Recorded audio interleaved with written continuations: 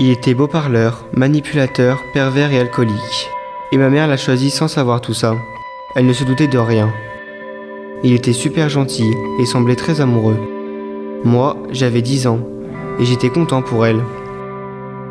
En une journée, tout a basculé. Il est devenu tout le contraire de ce qu'il nous avait montré. Ma mère a commencé à se confier à moi et parfois elle nous emmenait chez notre père pour nous protéger de tout ça. J'étais inquiet pour elle.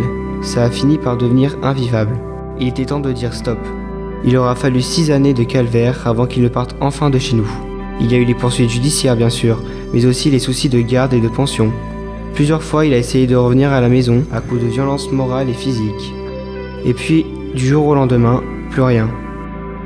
Ma mère est restée profondément blessée par les violences conjugales qu'elle a subies. Elle a peur de tout contact physique, de toute approche. Elle est méfiante. Elle a perdu confiance.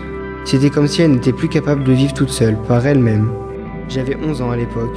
Elle s'est mise à se raccrocher à moi, à ne plus pouvoir se passer de moi.